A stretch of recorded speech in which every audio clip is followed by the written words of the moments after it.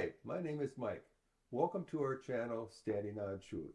Today our special guest is Tad Jude. Welcome, Tad. Thank you for coming. Thank you very much. Tad is now running as a candidate for Secretary of State of Minnesota. So, Tad, could you tell us a little bit about yourself? I'd love to. I'm someone who was born and raised in Minnesota. I Mm-hmm. was born up in St. Cloud, raised out in Wright County. Maple Lake is my hometown. Okay. Lived for many years in Fridley, and so kind of the northern suburb, that area. Um, I'm actually a sixth generation Minnesotan. So our Okay. family has been here from generation to generation to generation. And as a child, I'm the oldest of 11 children. Wow. So mom and dad had a lot of parenting to do, and eventually I did some of that as the oldest child.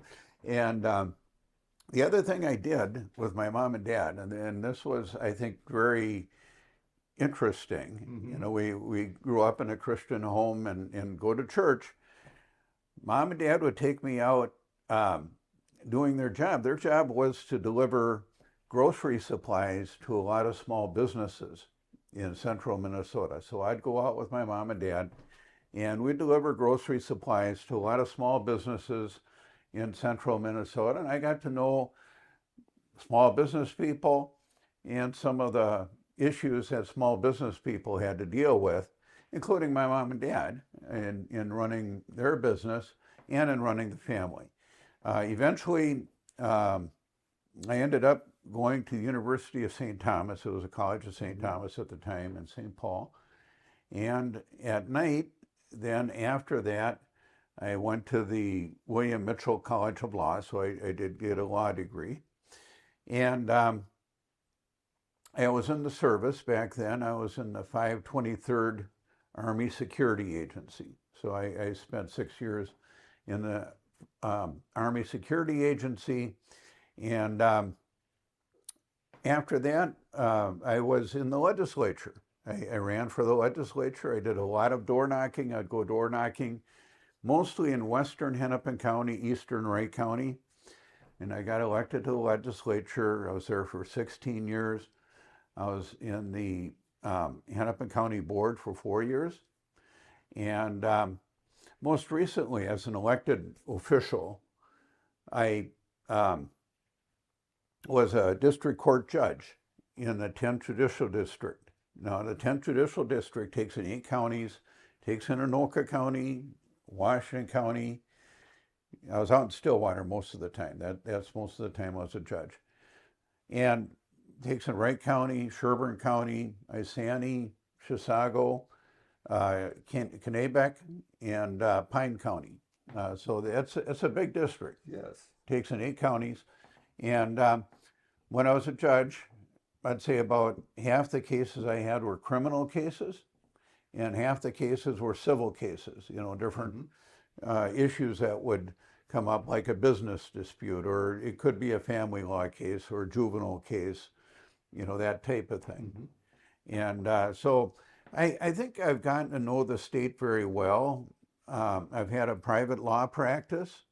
I've had a role in starting a couple small businesses, one that my son owns and operates now, that our son does.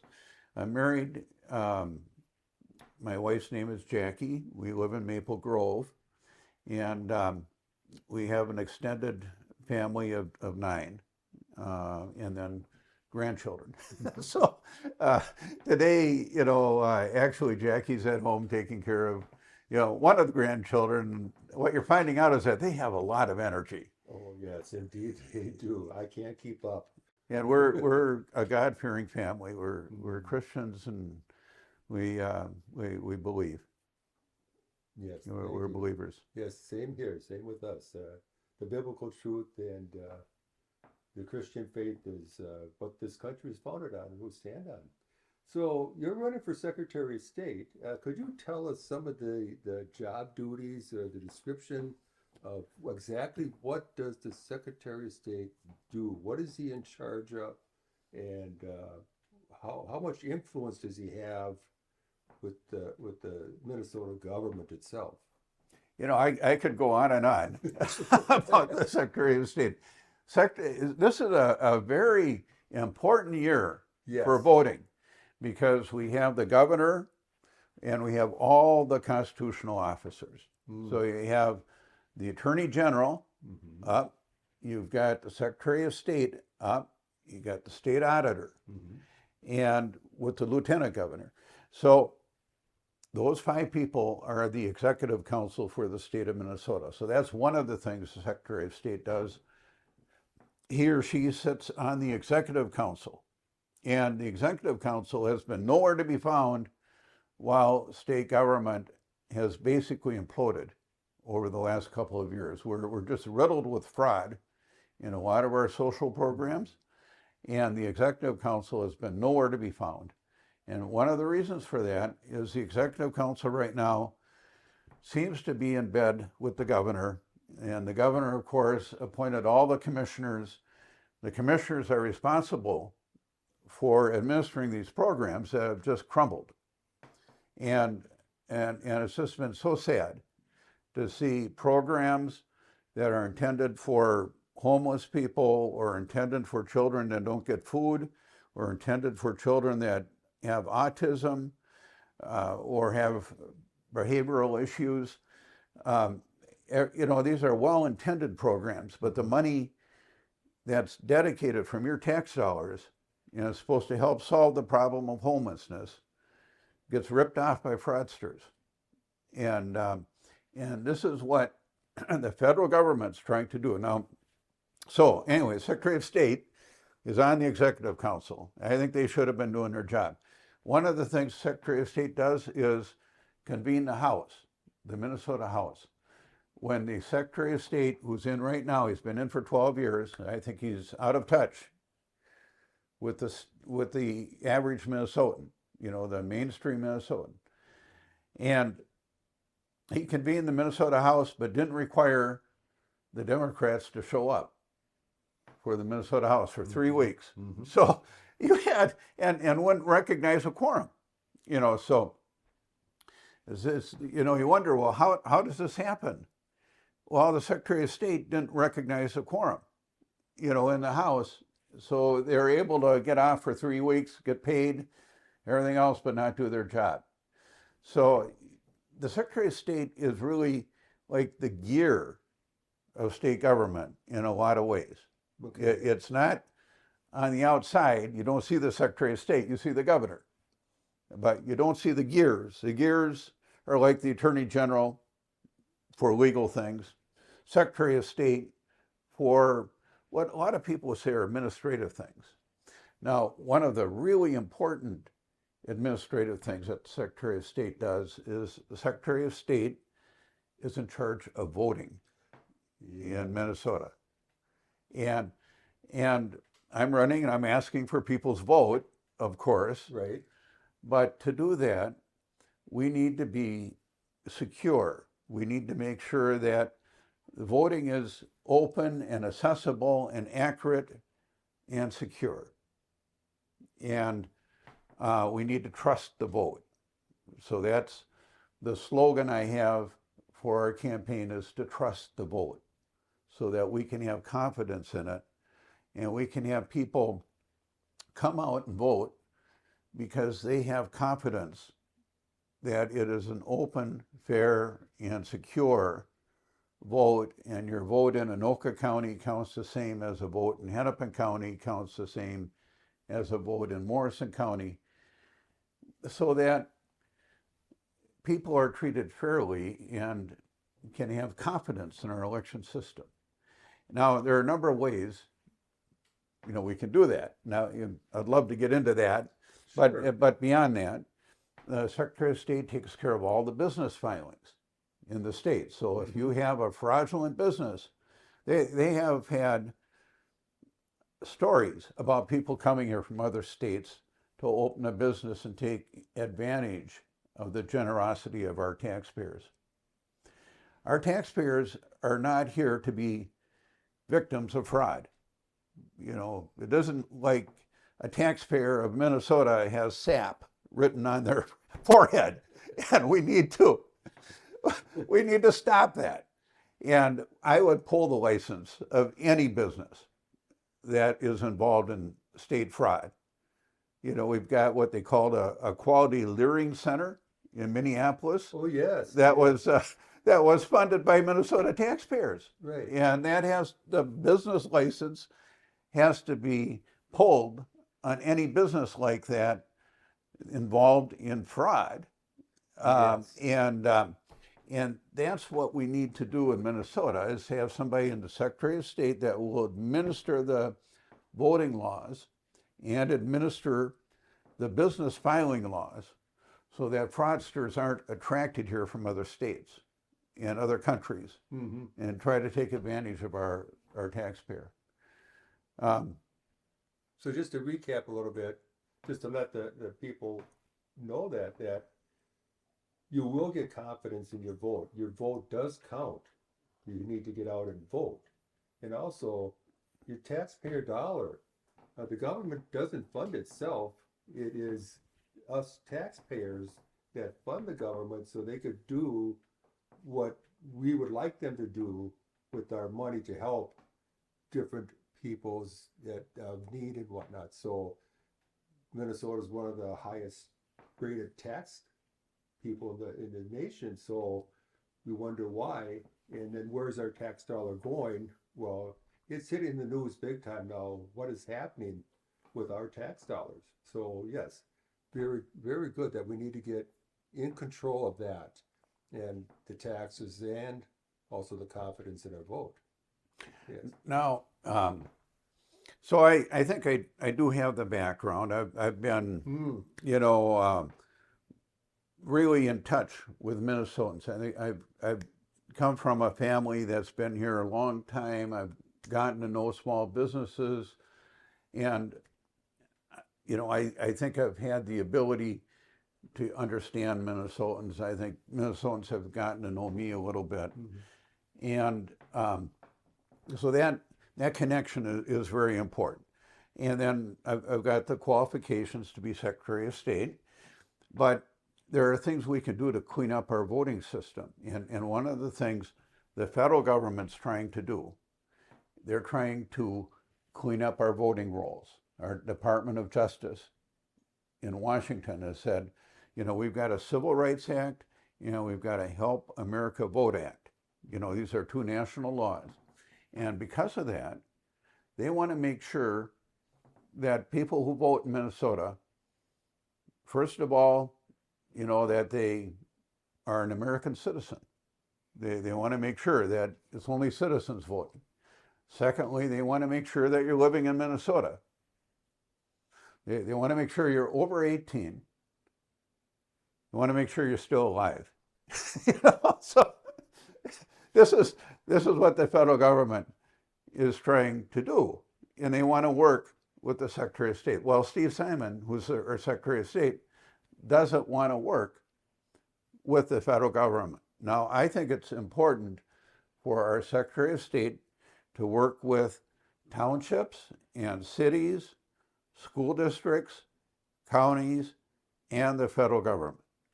And it's important because when you go vote at your township, or you go vote at your city, or you go vote at your school district, and you're voting also for federal officials. You know, you vote for president, you vote for U.S. Senate, you vote for U.S. Congress.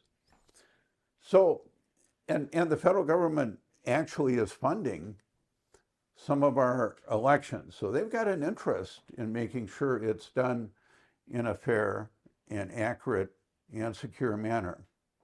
So I'm going to work very closely with our federal partners to make sure that the voting rolls are cleaned up. Secondly, I support voter ID, so you'd have a photo ID to go vote. Third, I would support having on your driver's license, now that we have driver's licenses for everybody, that you're a citizen or not a citizen. So that's clear, real clear on your driver's license. In fact, you know, the federal government gives out driver's certificates. They give out what they call federal money for highways, but it's depending upon having good licensure for CDLs. That's a commercial driver's license. And you need to be able to read English, understand traffic signals, that type of thing to have a CDL.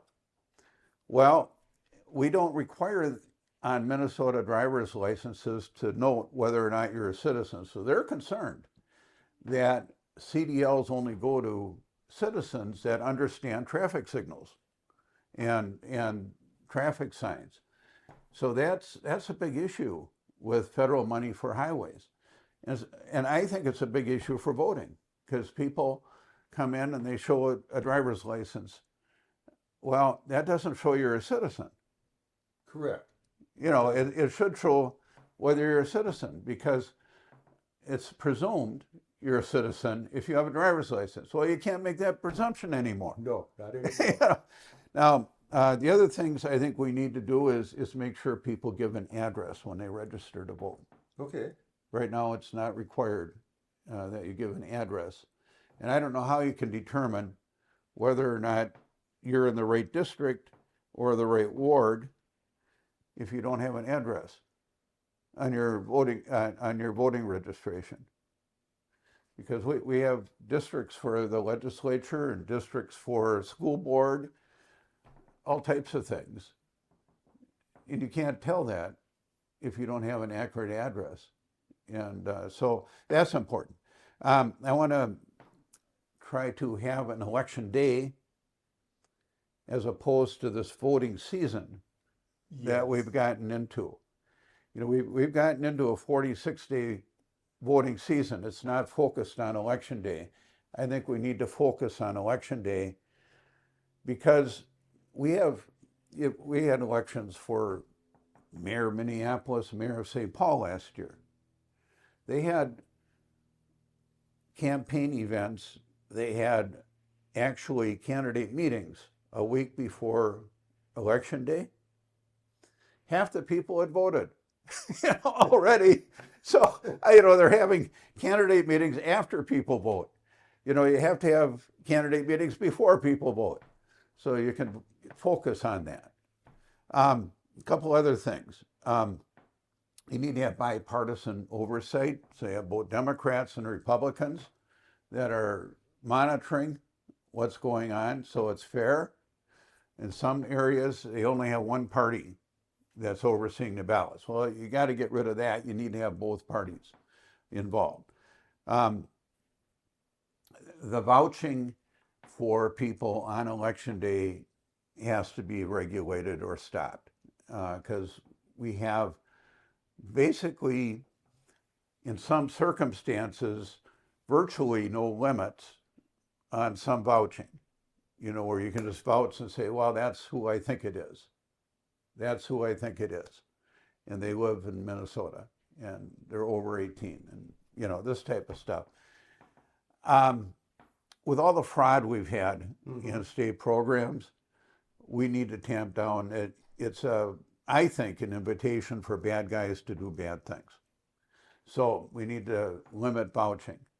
Another thing I support is paper ballots. I think paper ballots are accurate. You always have a trail. You can trace them. You can recount them. And I think they should be counted by hand, but you can use a machine, but verify by hand, make sure that you have hand counts. So that's important. I think we need to really clamp down on this mail-in balloting. Mail-in balloting is an invitation, again, I think, for fraudsters, for bad guys to do bad things. So in the end, I want fair and accurate, secure voting. And I'm going to fight for that. Now, there are a couple things that are related. If we have fair and accurate, secure voting, one of the things that's related is what I call the back of the ballot. And this is something I've gotten to know about. Back of the ballot. Yeah, the back of the ballot. Okay. Explain that. Okay, the back of the ballot is where you vote on all the judges. Oh, yes, yes, indeed. Okay, so that's got to be made more effective, more voter friendly, so that people understand who the candidates are and what the races are.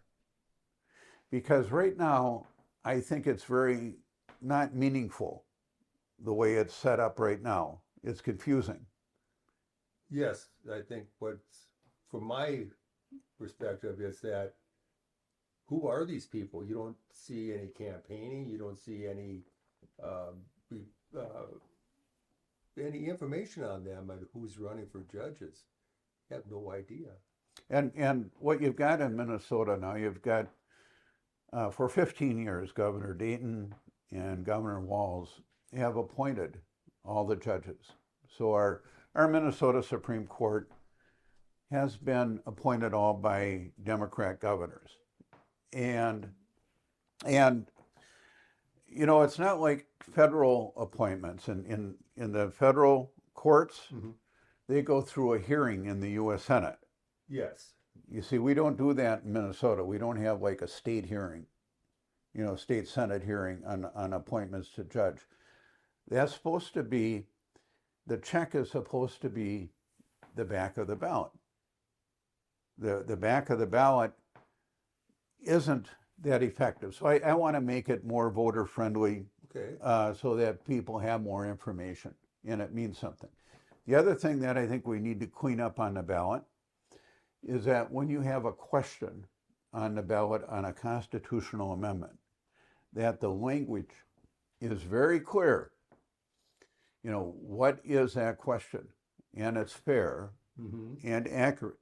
Because sometimes I think people, and believe it or not, legislators might do this once in a while, play some games with how something is worded on the ballot.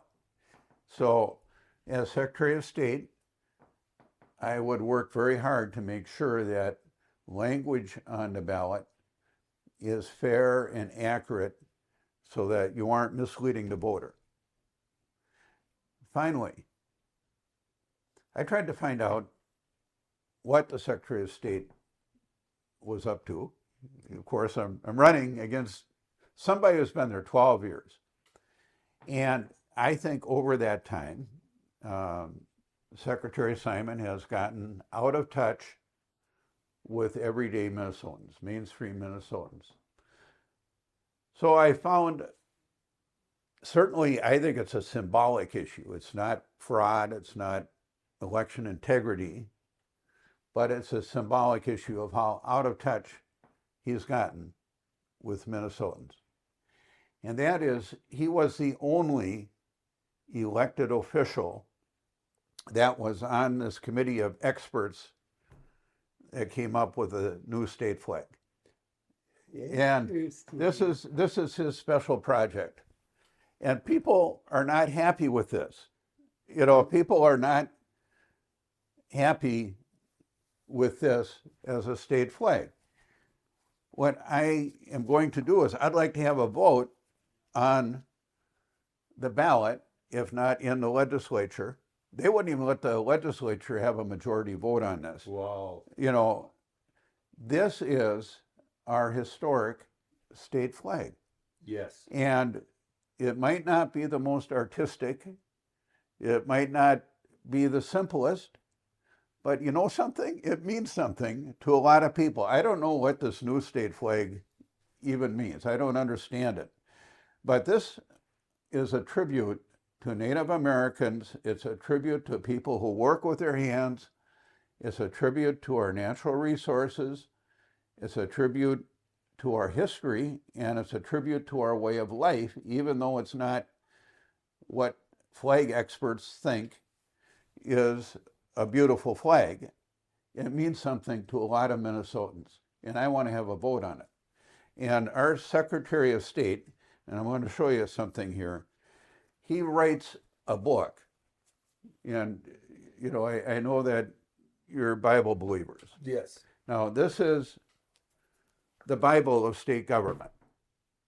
This is called the Minnesota Blue Book. and it's available Oh, it to is. taxpayers through the Secretary of State's office. If you were to go to the Secretary of State's office, you can get a copy of this. What really turns your stomach when you look at this is, and this is, a lot of good history in here. However, it's dedicated to the new state flag. The whole Bible of Minnesota state government is dedicated to the new state flag, which to me indicates he's completely out of touch. And if you go in here, they've got a full color section, a special section on taking down our historic traditional state flag and replacing it with whatever. And this indicates to me it's a symbolic issue. It's not fraud, it's not election integrity, but the flag means a lot to the average Minnesotan. And I think it's an indication, it's a symbol of how the Secretary of State has gotten out of touch. So I'm working hard. When I write a blue book as Secretary of State, it'll be about how we're having a vote on the state flag. And we can discuss whether to go back to our traditional state flag or if we're stuck with what Steve Simon has foisted on the public here and people don't like it. Right. And but in any case, that's that kind of covers. I'm concerned about business filings. I want to make sure that people are able to file in an effective and secure way, but at the same time, I don't want the fraudsters in there. And we're going to pull the license on business fraud. Yes, and then what we need too is the people to go out to inspect these businesses and check them out. That's one of the things that seems to be popping up, that there's not enough inspectors or whatever to go out and just even check on them. That's very interesting. So you laid out a very nice plan of what you plan on doing. Is there anything else you'd like to share with the people here listening to what you're about or what you want to do, and how we can help? How can we help you in this campaign that you got going? I do have a website. So if you go to tadjude.com, okay, you can help our campaign. I'm going out to meetings all around the state. Yes. And I'm trying to meet people. I'll go to county fairs, I'll be at parades, I'll be door knocking. I love to door knock. And if you can help the campaign, either with a small contribution or with a lawn sign, or to help at a parade, or to go door knocking, or go to the precinct caucuses, go to the conventions. We have precinct caucuses coming up February 3rd. Correct. And that's at 6:30 at night. You go to the precinct caucus and you can say, I'm for Tad Jude for Secretary of State. You just go to my website and you can get more information. I think we have a petition on the state flag too. So if you're interested in the state flag, having a vote on the state flag, you can sign that at our website, tadjude.com. Okay, very good. Thank you so much for your time, and thank you for stepping in and taking charge of trying to help bring back the state of Minnesota. We're going to trust the vote, we're going to secure the vote, and encourage people to get out and vote. Thank you so much for joining us, and we'll see you next time.